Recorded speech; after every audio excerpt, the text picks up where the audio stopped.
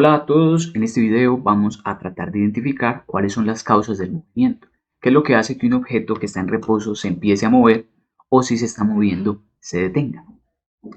Antes de ello es conveniente definir qué es exactamente la aceleración. Es la variación de la velocidad en la unidad del tiempo. De manera algebraica lo podríamos expresar como delta de la velocidad sobre delta del tiempo, es decir, cambio en la velocidad sobre un intervalo de tiempo. ¿Qué significa exactamente esto?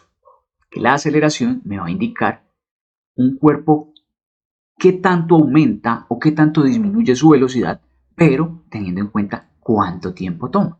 Si por ejemplo un auto aumenta de 0 a 60 km por hora, no es lo mismo que logre esto en 30 segundos a que lo logre en únicamente 5 segundos. Entonces sabemos que una mayor aceleración me indica que el objeto aumenta o disminuye muy rápido su velocidad.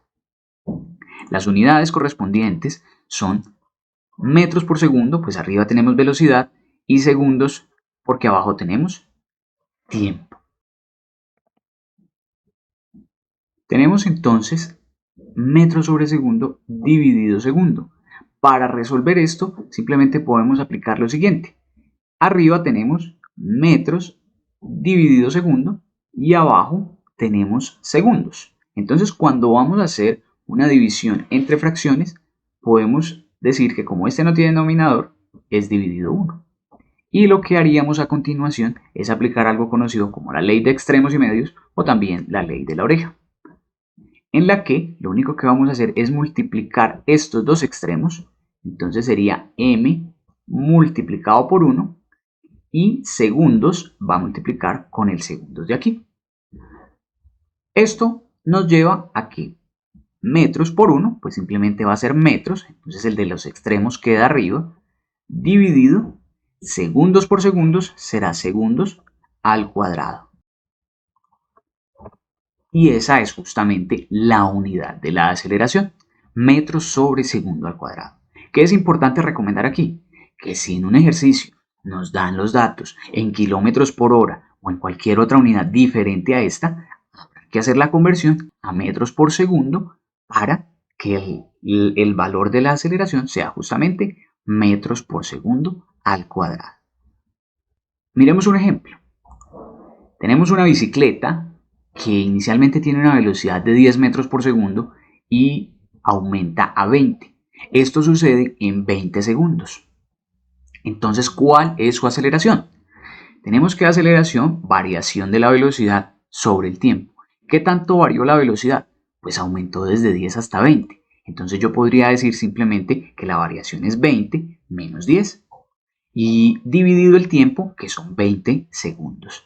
Entonces 20 menos 10 me da 10, indica que la variación como tal de la velocidad fueron 10 metros por segundo y eso dividido 20 me da 0,5 metros por segundo al cuadrado. ¿Qué significa este valor de aceleración? Indica que la bicicleta por cada segundo transcurrido aumenta su velocidad en 0,5. Una característica adicional de la aceleración es que es una magnitud vectorial. Recordemos que una magnitud vectorial es aquella que requiere un vector, es decir, requiere indicar hacia dónde va dirigida, una dirección y un sentido. No basta solo con la unidad, hay que decir si va hacia la derecha, si va hacia la izquierda, si va hacia arriba, si va hacia abajo. Al ser una magnitud vectorial, la aceleración puede ser positiva como puede ser negativa. ¿Cuándo va a ser positiva o mayor a cero? Tenemos por ejemplo un automóvil que se mueve hacia la derecha y como se aprecia aquí aumenta su velocidad. Entonces, como la velocidad se incrementa, la aceleración será positiva. De manera que si el auto se mueve hacia la derecha, la aceleración yo puedo indicar con un vector que también está dirigida hacia la derecha. Si por el contrario, este camión no está aumentando su velocidad, sino que la disminuye, pues la aceleración es negativa. De manera que si el camión se movía hacia la derecha, la aceleración está en sentido contrario, es decir, hacia la izquierda. Entonces, ¿qué podemos con esto concluir? Que si la aceleración coincide con la dirección del movimiento, la velocidad aumenta. Pero si la aceleración es contraria a la dirección y sentido del movimiento, la velocidad disminuye. Tenemos un tercer caso. Un ciclista que, por ejemplo, va a 10 metros por segundo, cuando llega aquí, sigue a 10 metros por segundo. Su velocidad no está cambiando. Y si no hay cambio de la velocidad, podemos decir que la aceleración es cero. Entonces, obviamente, no hay un vector para representar la aceleración porque esta, como tal, no existe. Recordemos que habíamos antes clasificado los movimientos de acuerdo a la trayectoria y decíamos que podía ser rectilíneo, parabólico o circular. Ahora, a partir de los valores de aceleración, también puedo clasificar los movimientos.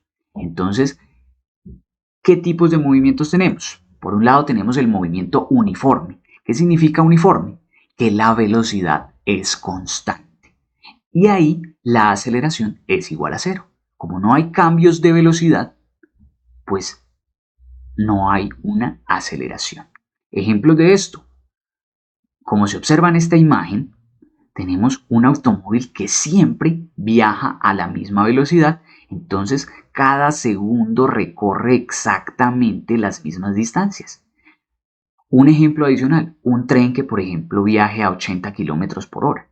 El tren describe un movimiento uniforme, no tiene aceleración.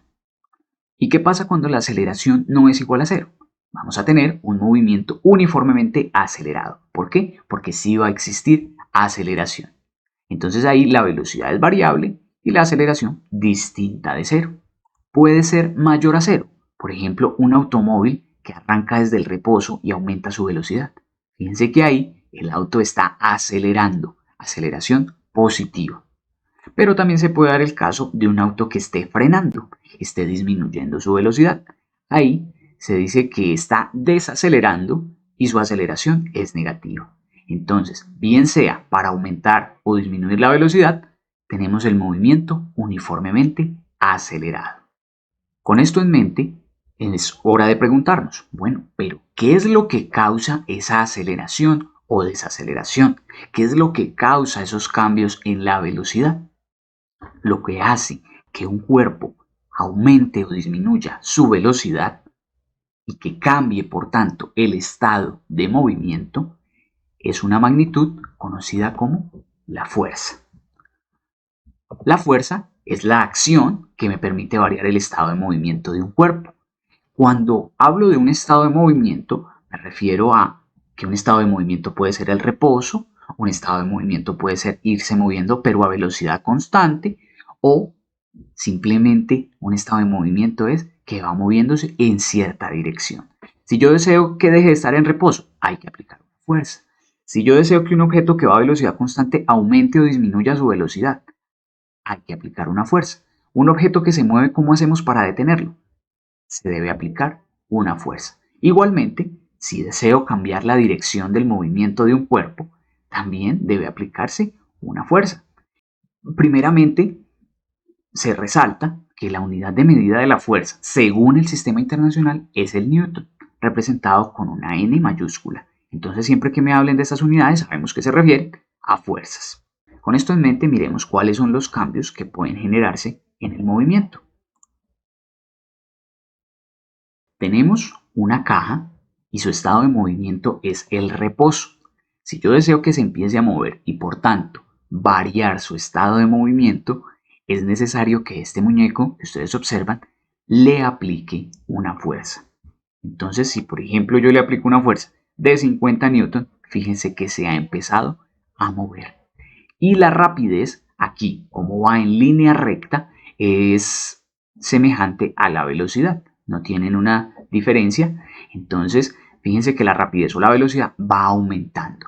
Entonces, ¿cómo hago para que esto suceda? Debo aplicar una fuerza. En el momento en que se deja de aplicar la fuerza, la velocidad ya no cambia, la rapidez ya no varía.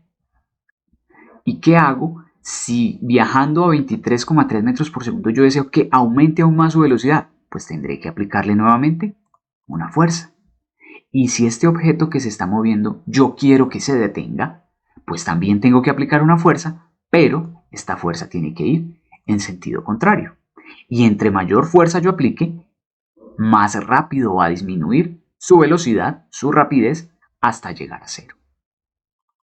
Tenemos entonces que los cambios en velocidad, por ejemplo un auto que va aumentando su velocidad, es porque el motor genera una fuerza para que esto suceda.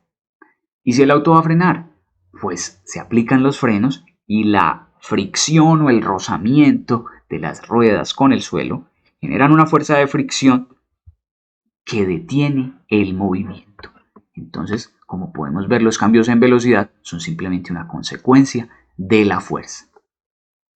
Un segundo efecto que puede suceder son los cambios en dirección. Tenemos, por ejemplo, que si yo lanzo con este cañón un objeto, esperaríamos que se fuese en línea recta. Y si no existiesen fuerzas sobre el cuerpo, así debería suceder. Simplemente le doy una fuerza para que él se empiece a mover y debería seguir en línea recta. Pero, ¿por qué no sucede? Bien sabemos que en la práctica esta es la trayectoria que se describe. Esto se debe a que va a existir en todo momento una fuerza hacia abajo, que es el peso, o también llamada fuerza gravitacional. Entonces tenemos que el objeto, a medida que va avanzando, hay una fuerza que hace que cambie la dirección, que se desvíe, y cada vez se va desviando un poco más, describiendo esta semiparábola. Entonces, cambios en dirección son consecuencia directa de una fuerza. Tenemos aquí otro ejemplo. Si yo deseo que el balón cambie su dirección rápidamente, pues tengo que aplicar una fuerza con el pie para que esto suceda. Isaac Newton estudió estos cambios debido a la fuerza y sintetiza toda esta información y la organiza en lo que conocemos como las leyes de Newton. Las leyes de Newton justamente me indican cómo cambia el movimiento debido a las fuerzas. Tenemos la primera ley, que es conocida como la ley de la inercia. Esta ley me indica que todo cuerpo conserva su estado de movimiento a no ser que una fuerza actúe sobre él. Esto ya lo habíamos evidenciado previamente, y es que si la caja está en reposo, tiende a permanecer en reposo, a menos que existan fuerzas que actúen sobre él. Ahora, si la caja se mueve a una velocidad constante, 9 metros por segundo, tenemos que si no actúan fuerzas sobre la caja, se seguirá moviendo a 9 metros por segundo. Nada va a cambiar ese estado de movimiento, a menos que actúe una fuerza que aumente su velocidad o una fuerza que la disminuya.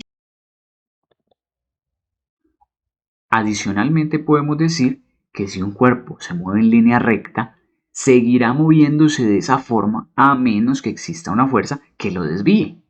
Entonces, un ejemplo de cómo un objeto puede permanecer en movimiento en línea recta serían las naves espaciales como las Voyager cuando están lejos de cualquier planeta. Estas son naves que han sido enviadas hace algunos años para explorar todo el sistema solar y cuando están lejos de los planetas pues no se ven atraídos por su fuerza gravitacional y pueden transitar en el vacío sin fuerzas sobre ellos. ¿Qué ventaja tiene esto? Pues que cuando la nave ya alcanza cierta velocidad pueden apagar los motores, ya no es necesario seguir impulsándose porque ya tienen una velocidad y esta se mantendrá a lo largo del tiempo y seguirá avanzando en línea recta, a menos que surja una fuerza que pueda cambiar ese estado de movimiento. Entonces, mientras esto no suceda, la nave continúa moviéndose en línea recta y a velocidad constante. La segunda ley es la más famosa, es la ley de la dinámica.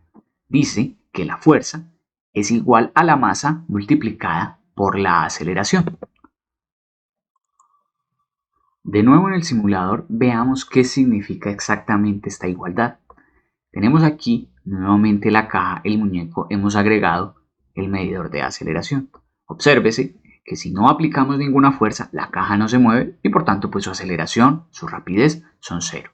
Ahora, en cuanto aplico una fuerza de 50 newton, obsérvese que la aceleración es de 1 metro por segundo al cuadrado y la rapidez va aumentando. ¿Qué pasa si duplico esa fuerza? Ahora es decir, la aceleración también se ha duplicado. ¿Y qué pasa si pongo 150, el triple de la inicial? La aceleración también es el triple de la inicial.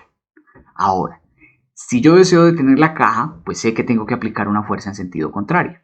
Y por tanto es negativa, menos 50. Y fíjense que la aceleración también es negativa. Si duplico esa fuerza, duplico esa aceleración. Esto nos lleva a concluir que la fuerza y la aceleración son directamente proporcionales. Si una se duplica, la otra también se duplica. Si una se triplica, la otra también se triplica.